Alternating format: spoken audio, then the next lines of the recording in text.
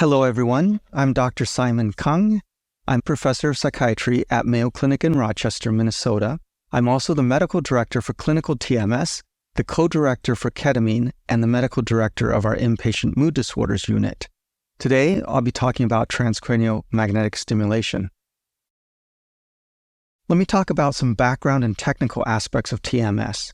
TMS is non-invasive brain stimulation.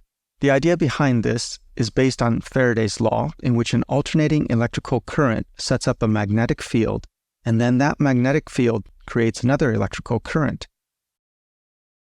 So when we put this device over the scalp, an electrical field is at the brain cortex, and that depolarizes the neurons.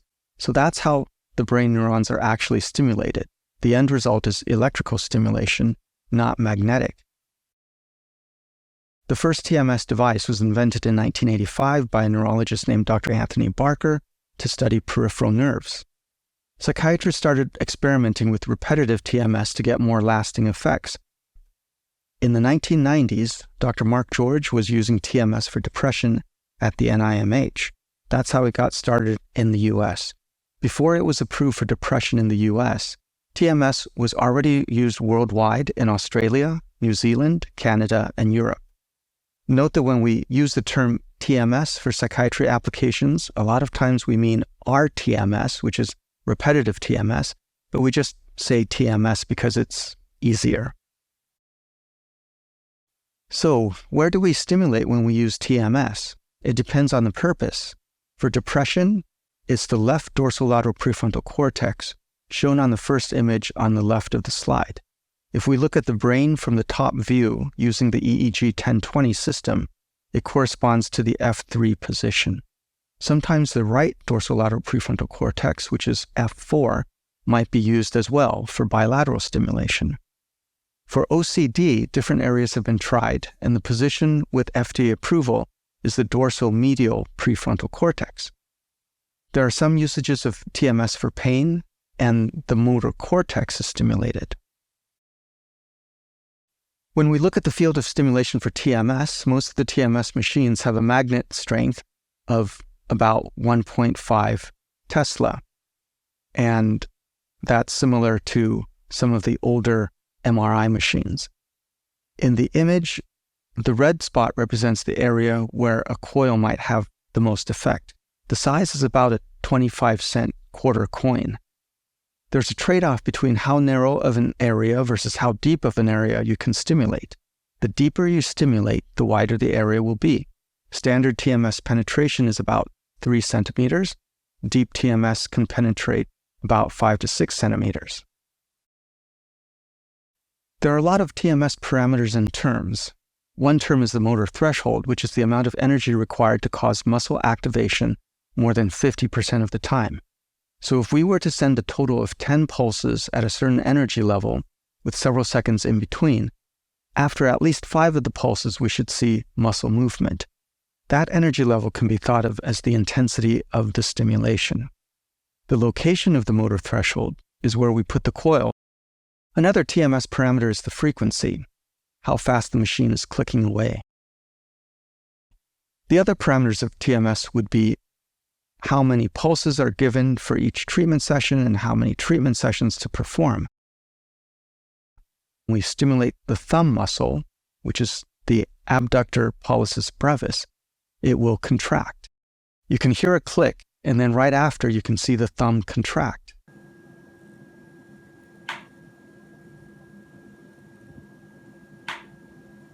That movement tells us that we have placed the magnet over the motor cortex closer to the insula, and that will help estimate where the dorsolateral prefrontal cortex is. After we figure out the location for the motor threshold, we now figure out how much energy to use. The patient relaxes their hand, and we have the machine send alternating stronger and weaker pulses to see what is needed to make the hand move. You hear a click, and then you observe whether there's any movement.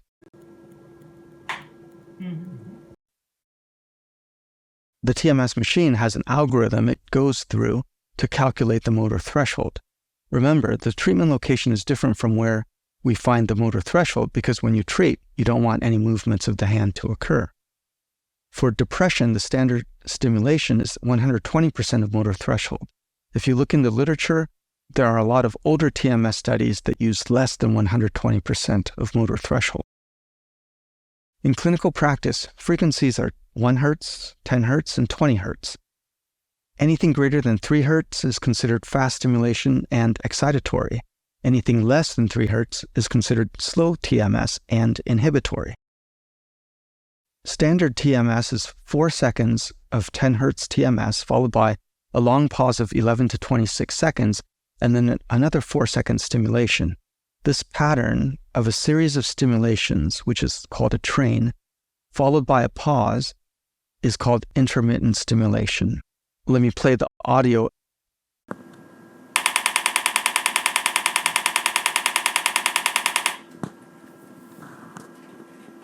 One innovation in TMS is theta burst stimulation, which tries to mimic a more natural pattern of brain activity to create a longer-lasting effect on the brain.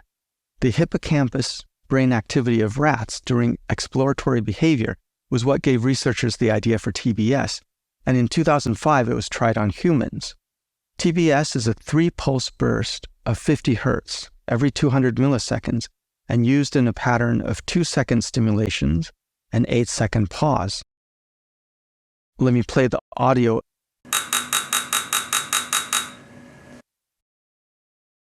For depression, the standard is 20 to 30 treatments given Mondays through Fridays with 6 additional tapering treatments every other day or every few days at the end of the acute course of 30 treatments.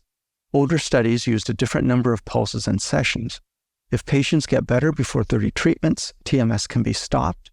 But because insurance companies cover up to 36 treatments, most patients will want to do between 30 to 36 treatments. The theta burst protocol takes only 3 minutes and 20 seconds for each treatment, while standard TMS 10 Hz takes 18 to 37 minutes.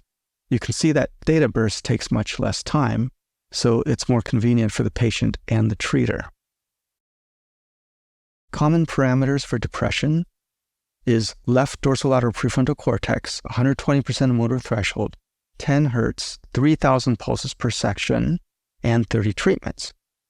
Another one is left dorsolateral prefrontal cortex, 120% of motor threshold, intermittent theta burst stimulation, ITBS, with 600 pulses per session, and 30 treatments. Key points. TMS uses magnetic fields to cause non-invasive electrical brain stimulation. Parameters include location, intensity, pattern, frequency, pulses per session, and number of sessions. Common parameters for depression is left dorsolateral prefrontal cortex, 120% motor threshold, 10 Hz, 3,000 pulses per section, and 30 treatments. Another one is left dorsolateral prefrontal cortex, 120% of motor threshold, intermittent theta burst stimulation, ITBS, with 600 pulses per session, and 30 treatments.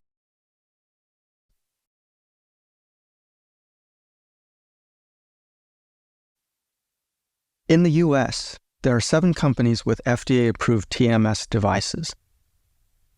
Neuronetics was the first company to get their device approved for treatment of major depression in 2008. That's the NeuroStar device. That device uses an iron core figure of 8 coil, which penetrates up to 3 centimeters beyond the scalp. In January 2013, the BrainsWay Deep TMS device with the H1 coil was approved for depression.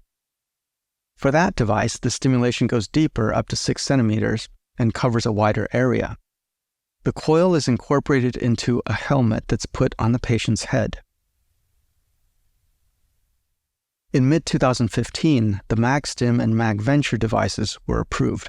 By this time, these companies did not have to do randomized controlled trials like Neuronetics and BrainsWay to get FDA approval.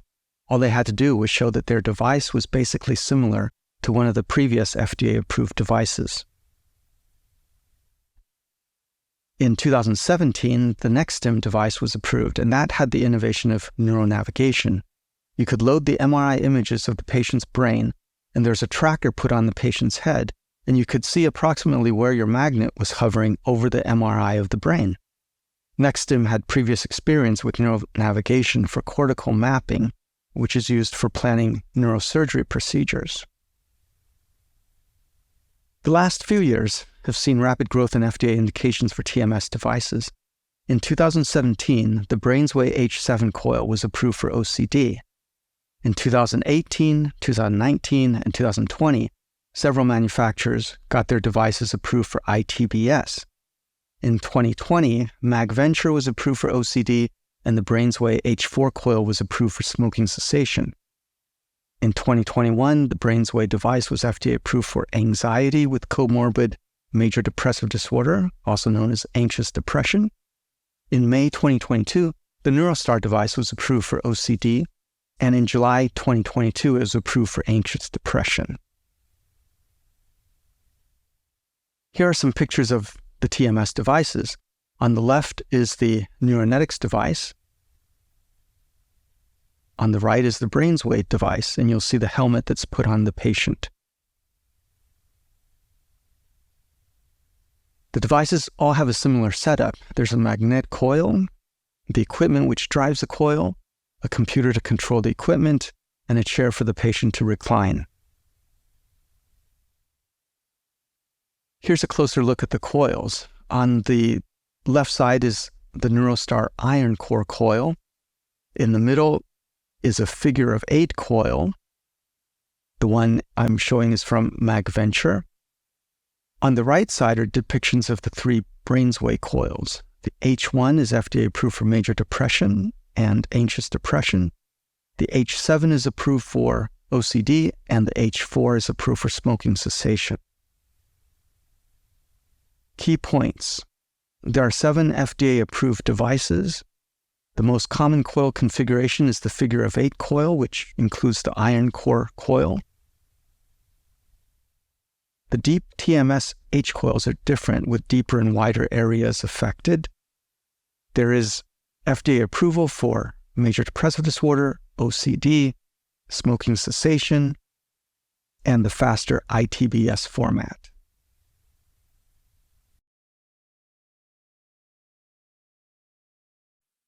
How does TMS work? Like ECT or other treatments in psychiatry, we don't know exactly how it works, but there are several theories. We could think of it as altering neurotransmitters, synaptic connectivity, and helping with neurogenesis and brain plasticity. We know that we can use TMS for a certain region of the brain, and it can have excitatory or inhibitory effect depending on the type of stimulation. Perhaps the best and latest way to think about how TMS works is to think about brain networks and connectivities. We know that brain networks exist because we can see activation of certain parts of the brain in fancy scanners when we ask subjects to do tasks or react to situations. This slide lists some of the networks. So TMS could disrupt or enhance these networks, resulting in different effects. Research has shown that TMS can decrease the default mode network, decrease the frontal parietal network to default mode network connectivity, and increase the limbic network to default mode network connectivity. The effects of TMS are not just over the area that is stimulated. Studies show that stimulating the dorsolateral prefrontal cortex can have downstream effects on other sites. The latest technique is to individualize the target stimulation site by using functional MRI to find this location. Studies have shown that stimulating the part of the dorsolateral prefrontal cortex, which is negatively correlated with the subgenuine cingulate cortex, results in better antidepressant outcomes. In OCD, we think there's a corticostriatal thalamic cortical circuit that is hyperactive during rest and with increased symptoms. The areas involved include the dorsolateral prefrontal cortex, the anterior cingulate cortex, and the orbital frontal cortex.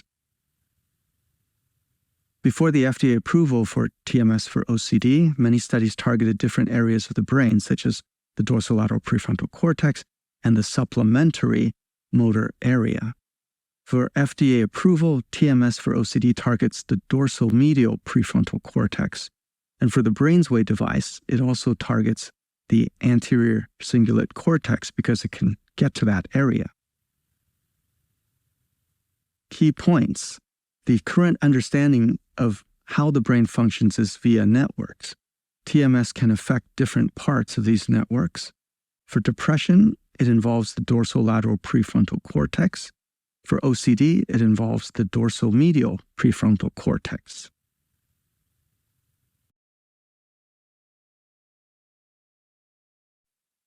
Let's look at side effects of TMS.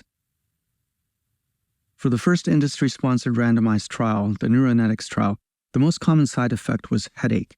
58% of patients in the active arm had a headache, but 55% who had sham also had headache. So headache is very common regardless of whether you're getting active treatment or sham.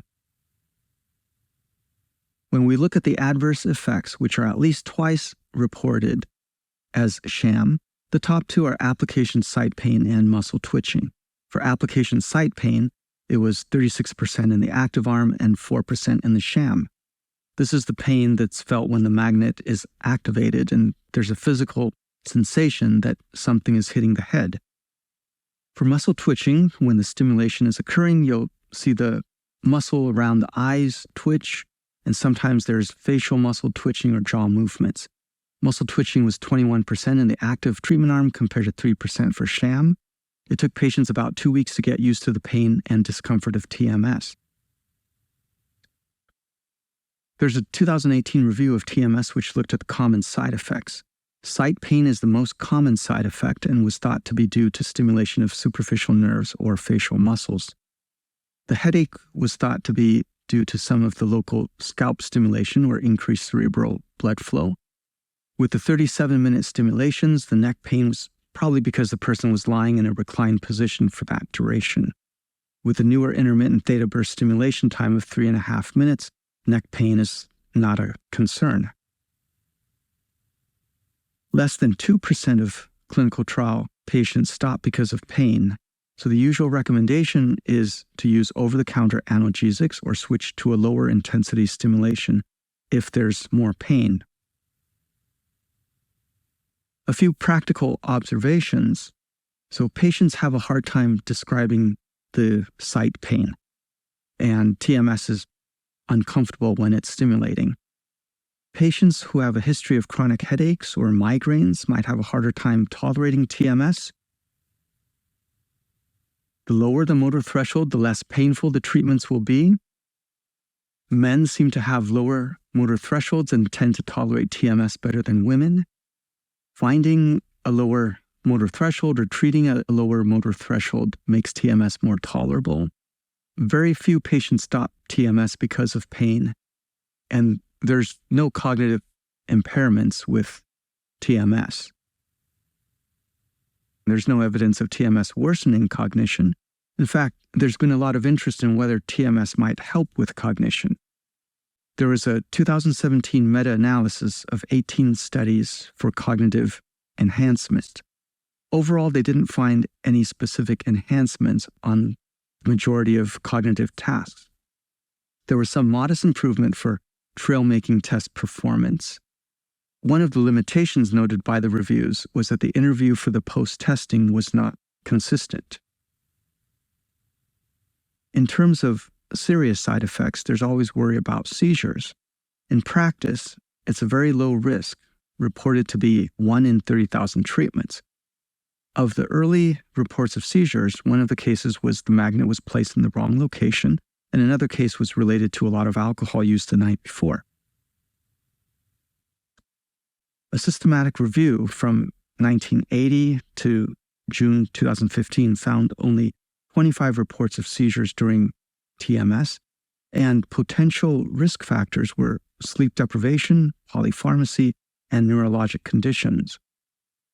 One RTMS-induced seizure reported from the FDA was in a sleep-deprived patient concurrently taking bupropion, sertraline, and amphetamine. None of these seizures were in patients who were taking bupropion. Certainly, if the patient has a history of seizures, it's not recommended to do TMS. Key points. TMS causes physical discomfort at the stimulation site. Patients tolerate the discomfort better about after 1 or 2 weeks of treatment. Sight pain, headache, and facial twitching are common. Lowering motor threshold makes TMS more tolerable, but we don't want to underdose.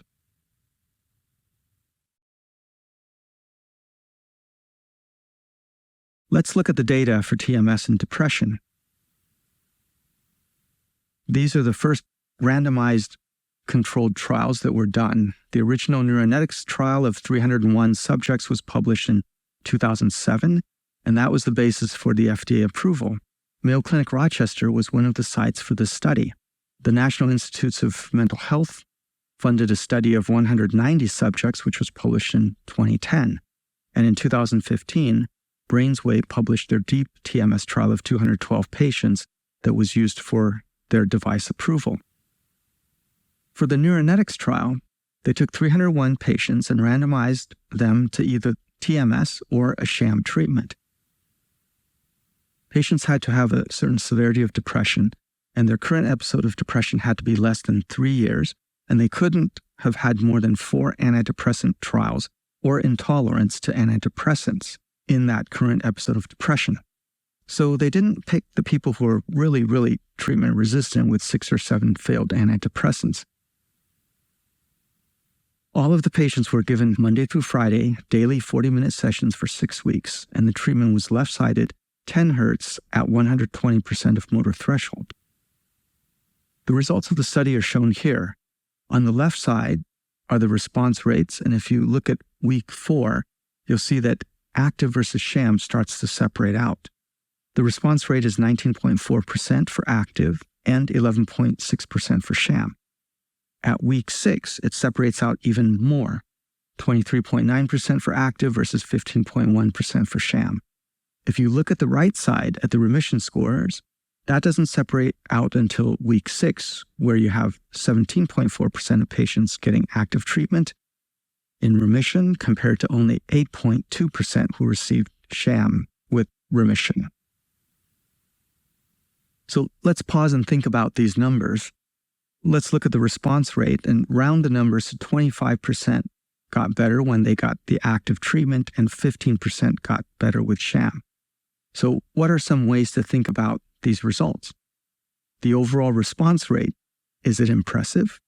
If you have depression and you were offered a treatment which had a 1 in 4 chance of helping, would you be really excited? The numbers aren't overwhelmingly impressive, but keep in mind that it's a randomized trial, and we might expect lower rates for randomized trials versus open-label trials. Also, remember, these are patients with treatment-resistant depression. Then the next question, did the treatment work? Well, it was about 2-to-1 success for patients who received active versus sham. So the treatment arm certainly got better and treatment certainly made a difference. But a certain number of patients who got sham also got better, which points out that the placebo effect exists, even for TMS. There were several weaknesses of the neuronetics trial. One of them was that the patients could probably tell if they were getting the active versus sham treatment because the active would hurt a lot more than the sham. Another was that the treatment location of the dorsolateral prefrontal cortex was not accurate enough. And then that it was sponsored by the company that made the device. So the NIMH sponsored a randomized trial to address these concerns. They used an active sham where there was some discomfort with the sham, and then they used MRI to locate the dorsolateral prefrontal cortex. The duration of the treatment was also different, with patients stopping after 3 weeks if they did not get better, and they had 190 patients in their analysis. Here are the results of that study. The primary outcome measure was remission, and 14% of patients who got active remitted versus 5% for sham. The response rates were similar. The odds ratio showed it was 4.2 times more likely to remit if you were getting active treatment. There's another part of the study where those who didn't remit with the randomized trial could participate in open label follow-up. So about 30% of those who didn't get better with TMS in the randomized part then achieved remission with open-label treatment. I should mention that in the neuronetics trial, there was also a similar part where those who didn't respond to randomized could get open-label treatment, and it was about 50% response. The next study is the BrainsWay Deep TMS study. Patients had to have failed 1 to 4 antidepressants or had at least 2 antidepressants that were not tolerated. They analyzed 212 patients. They used 18 Hz stimulation, 1,980 pulses per treatment, which took about 20 minutes for each treatment, and 20 treatment sessions over 4 weeks. So these parameters are faster than the 10 Hz, 3,000 pulse, and 40-minute treatments that the other studies used. And it's also shorter duration than the 30 treatments in 6 weeks of the other studies. There's a maintenance aspect to this research study also where they gave additional biweekly treatments for 12 weeks. Here are the results of this study. The primary outcome was the change in the Hamilton Depression Rating Score in the acute phase, and the improvement was only 3.1 points in the active arm, and that just missed statistical significance in the intent to treat group. Although in the protocol group, it was statistically significant. For the secondary outcomes, the response rate for active was 37% versus 27.8% for sham. And then for remission, 30.4% versus 15.8%. Since FDA approval of TMS for depression, there are many reports of how patients do when they're directly given TMS. These are open-label or naturalistic studies. The first large one was published in 2012. The authors evaluated 307 patients at 42 different sites getting NeuroStar TMS. This study used the PHQ-9 to measure results, and the response rate was 56.4% and the remission rate was 28.7%. This is a very practical number to use when I'm talking to patients about the success rate of TMS. Neuronetics has a large national outcomes registry which keeps growing. In 2020, they published a report of 5,010 patients with 3,814 who completed TMS with at least 20 sessions and had a PHQ-9 score at the beginning and end of treatment. The response rate using PHQ-9 was between 58 to 69%, with the highest response for completers using only left-sided stimulations, as opposed to other stimulation protocols such as left and right-sided stimulations. Remission rate was 28 to 36%. Their study did not find any difference in the response between younger and older patients. With this registry, they also studied 2 different treatment protocols. The standard TMS protocol is daily 10 Hz stimulation over the left dorsolateral prefrontal cortex.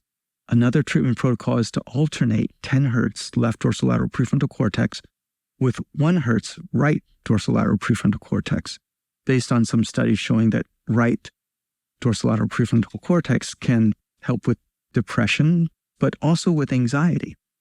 So this study compared patients in their national registry, which had one or the other protocol. There were 6 times as many patients who were treated with left unilateral compared to the bilateral protocol. The left unilateral protocol is what was used for FDA approval. So after looking at the data in many different ways, their conclusion was that the left unilateral group had better outcomes than the bilateral group. In early 2023, they reported outcomes of anxious depression, defined as major depressive disorder with a GAD-7 anxiety score of 10 or greater. The finding was that both anxiety and depression improved. In patients who had high baseline anxiety, the improvement in depression wasn't as much as those who had low baseline anxiety, but the improvement was still high, about 58% in the intent to treat group and 67% in the completer group. Keep in mind that approval was not for TMS for primary anxiety disorders, as there's still not enough evidence for that condition. Now let's look at the data which got ITBS approved.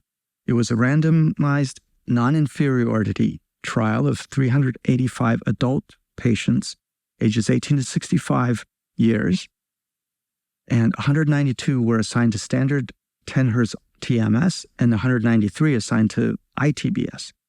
Each ITBS treatment was 3 minutes and 9 seconds versus 37.5 minutes for 10 Hz RTMS. Both groups received 4 to 6 weeks of 5 days per week treatment. If at 4 weeks there was at least 30% improvement, but not remission, the treatments continued to 6 weeks.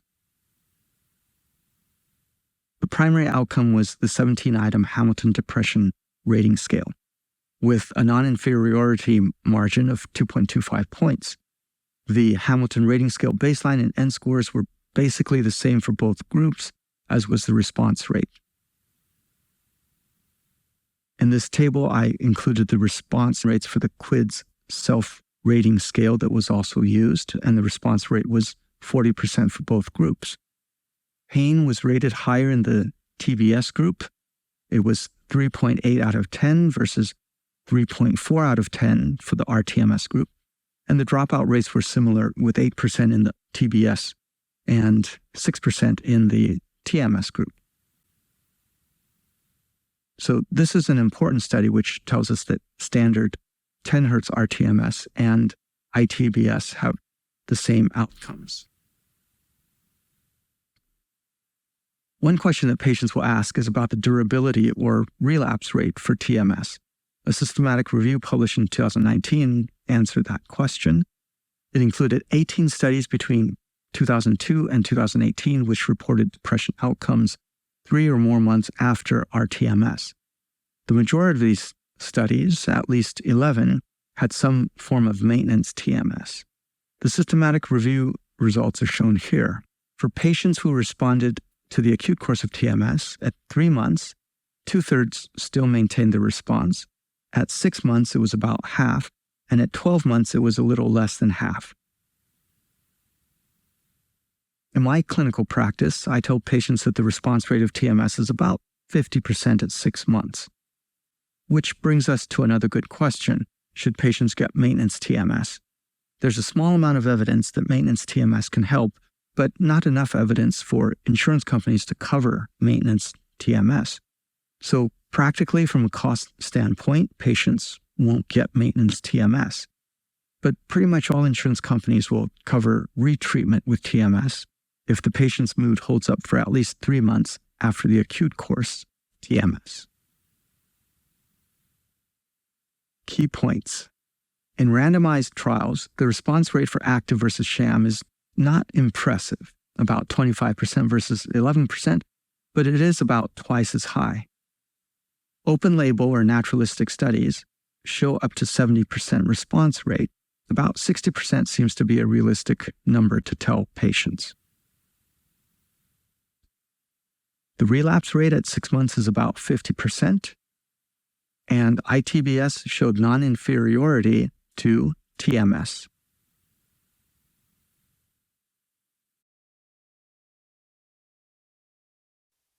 Let's look at the data behind the use of TMS in OCD. These are the devices which are FDA approved for OCD. The first was in February 2009, and that was an invasive treatment called deep brain stimulation with a humanitarian device exemption. Then about 10 years later, the first non-invasive treatment for OCD was approved, and that was the BrainsWay TMS device. Afterwards, both MagVenture and NeuroStar got their devices approved based on equivalency to the BrainsWay device. Note that the official FDA approval actually states that the TMS devices are approved as an adjunctive treatment for OCD, and you'll see why in the next slides. The BrainsWay device, approved for OCD, uses the H7 coil, which targets the dorsal medial prefrontal cortex and anterior cingulate cortex more than the H1 coil, which targets the cortical and subcortical prefrontal cortex structures and more on the left. Their pivotal study was 29 treatments over 6 weeks and used the Yale-Brown Obsessive-Compulsive Disorder Scale to assess OCD symptoms weekly until the end of week 6 and then at the end of week 10. treatments were using the deep TMS protocol of 20 Hz stimulations for 2,000 pulses at 100% of motor threshold, amounting to 18 minutes each day. The very interesting aspect of the study was that before the daily treatments began, the patient had to have their OCD symptoms provoked to a distress level between 4 to 7 out of 10, with 10 being worst. So that usually took 10 to 20 minutes before each session. Thus, treatment of OCD with TMS is not just about turning the machine on, it's also about the psychotherapy part, which is why the official FDA indication is for TMS to be an adjunctive treatment, because there's also an expectation of that psychotherapy part. So their study enrolled 94 patients, 47 in each arm. Already at week 2, there was significant changes in the Y-box measurement of OCD symptoms. After 6 weeks, the response rate was 38.1% for active versus 11% for sham.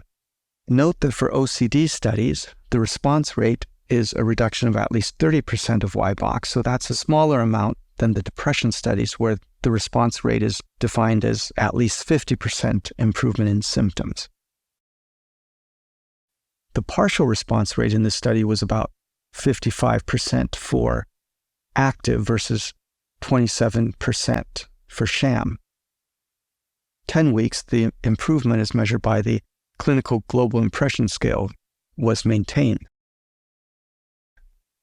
So how do we find the dorsal medial prefrontal cortex? So if you look at the homunculus, you'll see that the thumb identifies a location where we can move anteriorly 5.5 centimeters, and that approximates the dorsolateral prefrontal cortex. Likewise, finding where we can get the feet to move helps us approximate the dorsal medial prefrontal cortex. So this position will be closer to midline. Motor threshold determination is the same as for depression, except we look for feet movements. Key points. So there are now 3 TMS devices FDA approved for adjunctive treatment of OCD. The treatment location is the dorsal medial prefrontal cortex. Each treatment is preceded by provoking anxiety to a level of 4 to 7 out of 10. 10 is worst.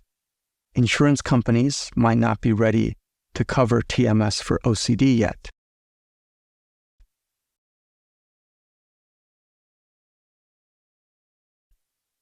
There have been recent innovations in TMS in terms of hardware, protocols, and indications. TMS for smoking cessation was approved in 2020, and the study which was used for FDA approval was published in 2021. It was a randomized controlled trial enrolling 262 patients with tobacco use disorder who all had at least one attempt to quit, and 68% had at least 3 failed attempts. Similar to the OCD study, prior to starting each treatment, a psychological procedure was performed, this time to induce cravings. Bilateral TMS to the lateral prefrontal and insular cortices was used compared to sham. The schedule was 3 weeks of 5 treatments per week, then once a week for 3 weeks, then those who were abstinent were monitored for 12 more weeks. The primary outcome was the 4-week continuous quit rate as determined by smoking diaries and urine cotinine levels. So they recruited 262 patients with an average of 26 to 27 years smoking history, and 68% made at least 3 failed attempts to quit.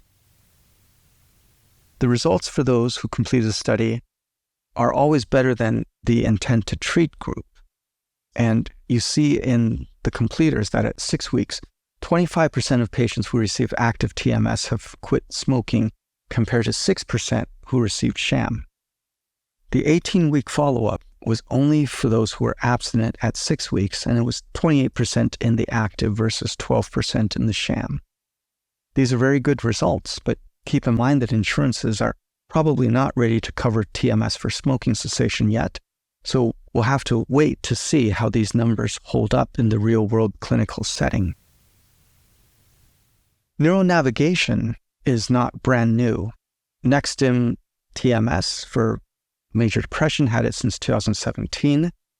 The idea of neuronavigation is to find a better location of the target treatment site, such as the dorsolateral prefrontal cortex, instead of using the 5.5 centimeter rule or an EEG 1020 calculation system.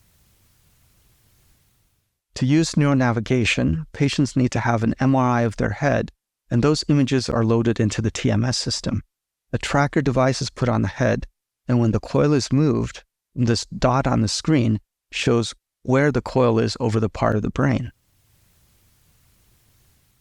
I've not used these systems personally for my clinical patients, although I've seen them used before on other patients. So newer neuronavigation devices are available, and they can even be bought separately and attached to an existing TMS machine. So keep in mind that insurances usually do not cover neuronavigation. A newer study that has caught a lot of attention is the Stanford Accelerated Intelligent Neuromodulation Therapy, also known as SAINT or SNT. So this is an accelerated high-dose ITBS protocol where 10 TBS sessions per day are given over 5 days. There's 1,800 pulses per session with 50 minutes in between each session. Treatment is given at 90% of the motor threshold, and the target location is identified by functional connectivity MRI so that it inhibits the connectivity between the left dorsolateral prefrontal cortex and the subgenual anterior cingulate cortex, as previous studies showed that was implicated in depression. So with the SAINT, they're really wanting to look at 3 aspects, which is, will accelerated treatments, which means more than 1 treatment per day, be helpful? Will a higher overall number of pulses be more helpful? And also, will individualized targeting of the location of treatment, will that be more helpful? So here are some of the results of these studies.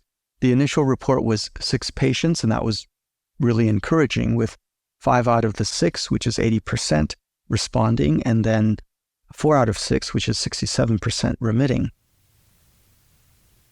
Then they had an open label study of 21 completers. So after 5 days of treatment, the response and remission rates were both 90%. So that's a really impressive number. 1 month after treatment, the response rate was 70% and remission rate was 60%. And of 19 patients with suicidal ideation, all had suicidal ideation resolve. And suicidal ideation was measured by things such as the Columbia Suicide Rating Scale, the MADRS, and the Hamilton Depression Rating Scale. So all of these suicidal ideation was resolved after the acute treatment. Another publication they had was their randomized study then of 29 patients. So 14 had active treatment, 15 were sham. The response and remission rates at any time during the 4-week follow-up after the acute course was 86% for active was the response, and 27% for sham. And for remission, it was 79% for active and 13% for sham. So those are really impressive numbers. Some further thoughts about this SNT protocol. So certainly very impressive results, especially after a short course of treatment. This protocol got FDA approved in 2023. So many patients have treatment-resistant depression and they're eager to try something new. So the question is, are these results going to hold up after more trials and more patients? So if you remember, initially when DBS for depression came out, there was a lot of enthusiasm, and then after more experience, it didn't show as impressive of results. Also, when ketamine for depression first came out, a lot of enthusiasm, and now things are more practical. Another thought about these new accelerated protocols is that our insurance company is going to reimburse. TMS EEG, that's a new concept. So the underlying question is, if timing the TMS stimulations based on EEG can improve outcomes and more brain plasticity. These researchers developed the hardware to be able to do that, and they reported on 15 patients who were randomly assigned to synchronized or unsynchronized TMS. They found that those who had synchronized TMS had stronger phase entrapment, suggesting the potential for more neuroplastic changes. Key points. There continues to be new innovations in the world of TMS. The latest FDA approval is TMS for smoking cessation. Neuronavigation has existed previously but has not been used a lot clinically. The future of rTMS will likely include neuronavigation for more accurate location of stimulations and theoretically better outcomes. Also, functional connectivity will be a part of the future of rTMS. Accelerated protocols such as the SNT protocol may provide faster results. TMS EEG is a new concept which will need further research.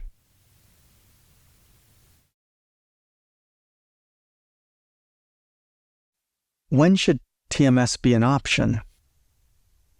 So the official FDA approval is for patients who have not responded to one antidepressant, but the practical answer is that it depends on insurance.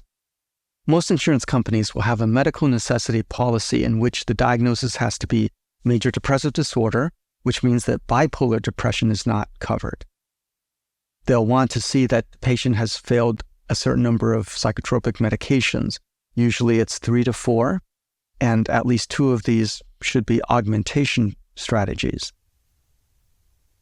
They usually don't define the specific augmentation strategies, but certainly FDA-approved ones such as aripiprazole and quetiapine would count, and I expect that commonly used ones such as propion and buspirone, basically a second medication added to a first, that would count as well. If the patient has not had enough medication trials, intolerance to a certain number of medications could be sufficient. And usually if the patient has had TMS before and had gotten better for at least 2 to 3 months, or if the patient was recommended for ECT but there were reasons not to do ECT, those are other inclusion criteria. Usually insurances will want to know that patients have tried some psychotherapy as well. To find these criteria, you can do a web search on the insurance company name and transcranial magnetic stimulation and look for the medical necessity policy. To double check, you can call the patient's insurance company to ask or have the patient call the insurance company. Sometimes there's going to be prior authorizations required, and you might have to fill out a form listing the patient's previous medication trials. One insurance company doesn't cover TBS, so you have to perform standard 10 Hz TMS on those covered patients. It was Medicare who started covering rTMS for depression in 2014, and shortly after that, commercial insurance companies followed. So for the years between 2008 and 2014, not many patients got treated with TMS for depression because there was no insurance coverage. Medicare also has a medical necessity criteria, and it's through a local coverage determination, or LCD. There are times when we do not want to do TMS on a patient, and that's if the patient has a history of seizures, or if there's any concern about metallic objects in the head within 30 centimeters of the coil, including things like vagal nerve stimulator leads.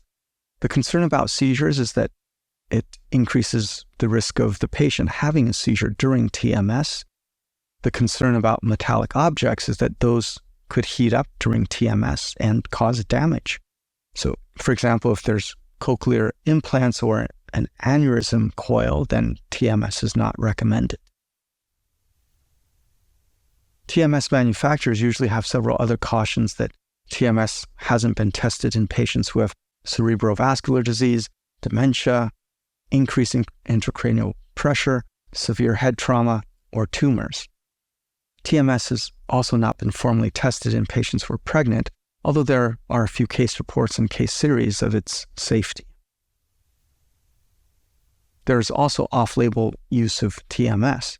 From the FDA perspective, the ages and diagnoses of patients for TMS should be what was tested in the clinical trials, which got TMS approved. The ages of patients in the original clinical trial was 22 to 70, so officially that's the on-label age range. However, insurance companies will usually cover ages 18 and older, although I have seen some insurance companies that do have an upper age limit. For the diagnosis, the original clinical trial only included patients with unipolar major depression, so that became the FDA approval. TMS for bipolar depression is off-label. If there are any neurologic conditions, those were not tested in the clinical trials, so those are off-label as well, or other major psychiatric disorders such as schizoaffective disorder. Just because it's off-label doesn't mean that it can't be safe. So, for example, there are several studies showing TMS can be very helpful for bipolar depression and that it is safe and there's no major switch into mania. However, since it is off-label, insurance companies don't cover it. So, considerations for how to choose a patient that would be good for TMS. It's important to take a good history of the patient's depression and symptoms. So, some insurance medical necessity criteria will refer to the number of medications tried in the current episode of depression, or they'll say the lifetime episodes. Whenever I ask the patient, how long is your episode of depression, they'll usually tell me for a long time. My practical question to the patient is, when was the last time you didn't feel burdened by depression? And sometimes they'll give me a clear answer. And other times the answer is still, since I was age 11. But that's okay. It's whatever the patient feels. What's the severity and urgency of depression? That's another consideration. If there's any psychotic symptoms or failure to thrive, such as not eating or drinking, I would recommend ECT instead of TMS. These are situations that you don't want to wait 6 weeks to see if the patient gets better. So ECT will usually get the patient better in 2 or 3 weeks. What's the treatment resistance? If a patient has been on most all of our antidepressants and augmentation strategies, I'm less hopeful that TMS will be the answer to their depression. If there has been a lot of side effects with medications, TMS might be helpful and could offer patient hope that a non-medication treatment can be helpful. If a patient has had ECT before, I'm also less hopeful that TMS will be helpful, unless ECT was helpful and they didn't want to have ECT again because of side effects. If a patient had ketamine in the current episode, which didn't help, I'm also less hopeful that TMS will be helpful. There are patients who don't respond to our biological treatment, so I want to make sure that they're trying psychotherapy techniques such as acceptance and commitment. When I meet with patients, there are things that I discuss with them about TMS, and I think these are important things to let people know about. So I review the treatment, I talk about the duration of treatment, that it's Monday through Friday for 6 weeks, and we taper if there's a response. I discuss the use of TBS or TMS, that I usually use left unilateral treatments. Also discuss how are depressive symptoms going to be measured and what rating scales can be used. I review the potential benefits, telling them that the response rate is 50 to 60%, and also that it's going to hurt, that there is going to be pain with TMS at the scalp site. I review logistics, such as you're going to have to drive here every day, and also the insurance and the cost. The nice thing about TMS is patients can drive to the treatments themselves. Then I'll review what happens after TMS, that about 6 months afterwards, the relapse rate is about 50%. They should continue with medications and psychotherapy, and that insurance doesn't cover maintenance TMS, but it covers retreatment if the mood holds up for at least 3 months. At some point, patients will ask about other non-medication options for their treatment-resistant depression. I'll discuss the pros and cons of ECT, ketamine, and TMS with patients if they ask. Many of the factors have to do with cost, availability in the area, time involvement, and whether a patient has someone to give them a ride to and from treatments. So these are all very practical considerations. Key points. Get a good history of the patient's depression, the current episode, and the current and past treatments. Insurance medical necessity criteria frequently guides whether a patient's eligible for TMS. Contraindications to TMS include seizure history or metallic objects in the head. Practical aspects of TMS include logistics and insurance coverage.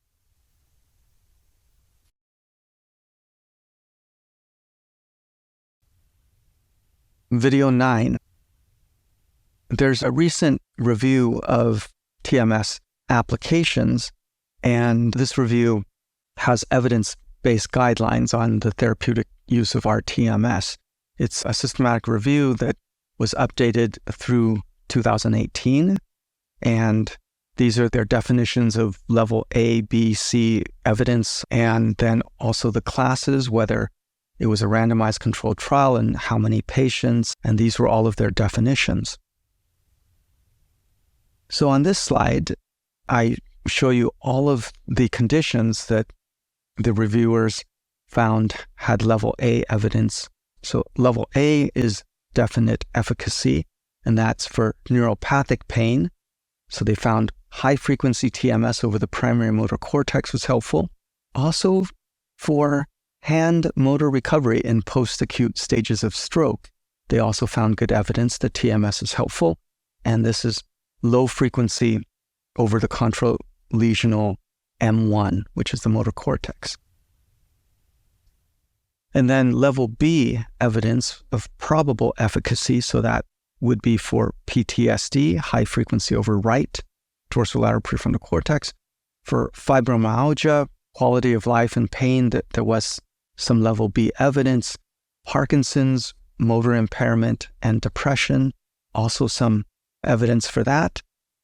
And motor recovery at certain post-acute stages of stroke, multiple sclerosis, chronic post-stroke, non-fluent aphasia.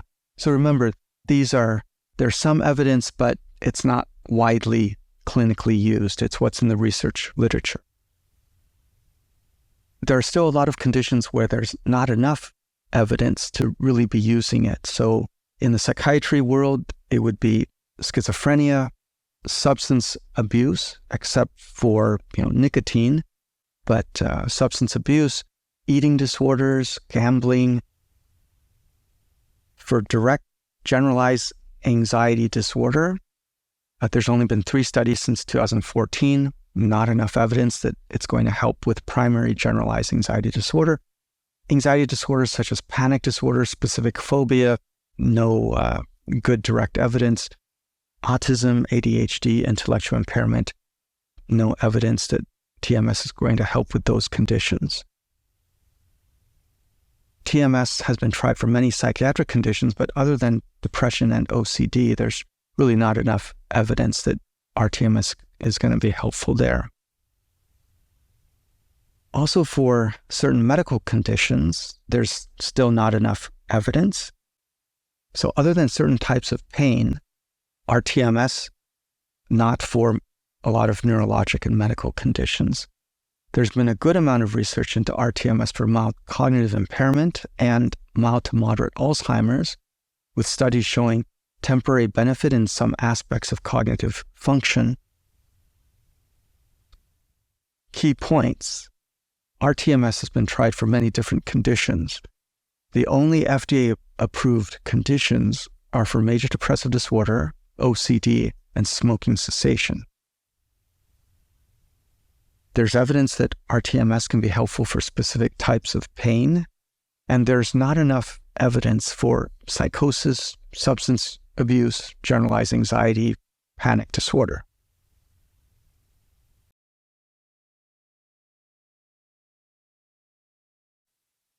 Let me use a case report to show a sample patient the considerations to make and the outcomes.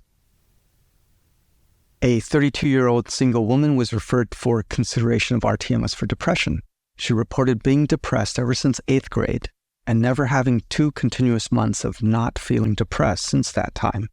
In reviewing her medical record, her PHQ-9s are usually in the low teens, but there were several months 5 years ago in which her PHQ-9s were consistently below 8, suggesting she was doing better 5 years ago, but not completely euthymic. More recent PHQ-9s had been in the high teens, and on evaluation it was 19, which is 1 point away from severe depressive symptoms.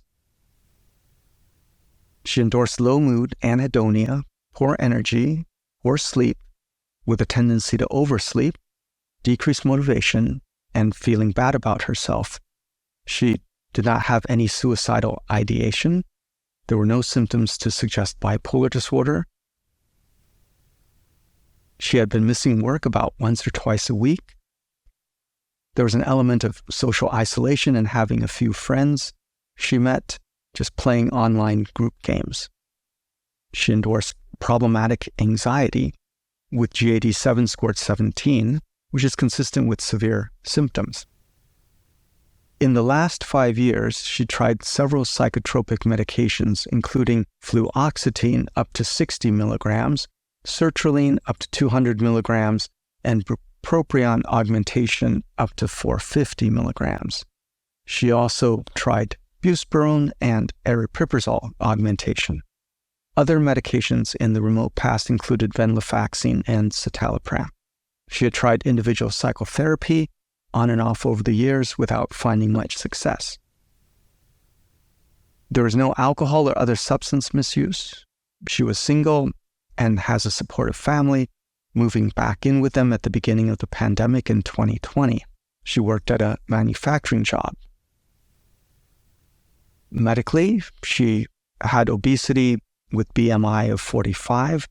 Overnight pulse oximetry 3 years ago was normal. There's no history of seizures or metal in the head. She experienced headaches about once or twice per month and migraines about once every 2 to 3 months. So she represents a typical patient with long-standing chronic depression, which fluctuates and has worsened over the last few months to years. Diagnoses of major depressive disorder, recurrent, severe without psychotic features, and persistent depressive disorder are appropriate. She had at least 3 to 4 antidepressants and 3 augmentation trials, buspirone, bupropion, and aripiprazole, at adequate doses and duration to meet insurance medical necessity criteria. She was interested in trying a non-medication treatment. She also had been in psychotherapy.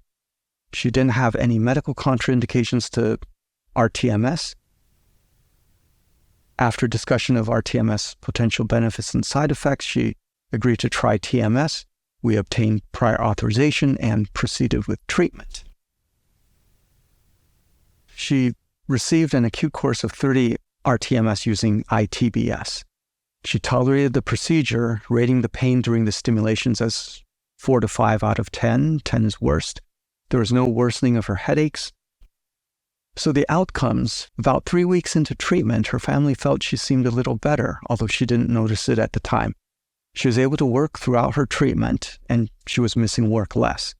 She had motivation to restart individual therapy.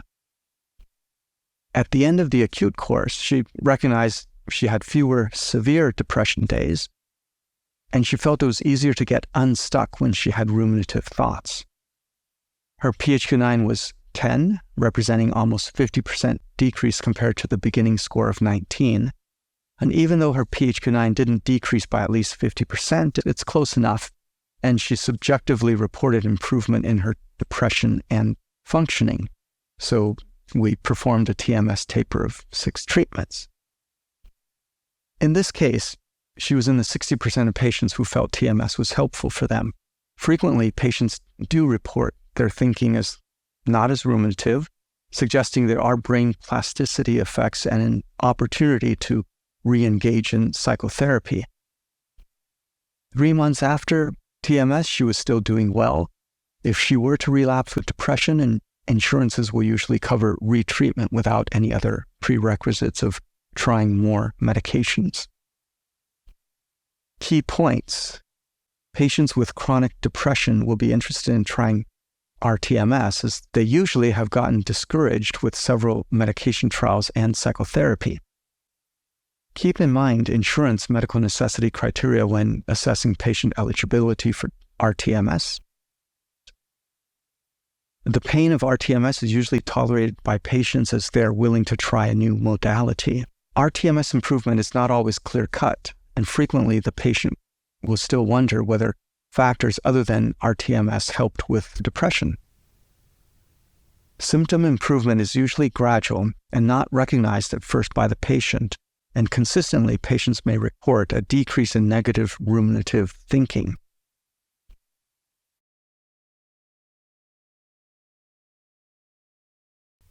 Video 11, Take-Home Messages.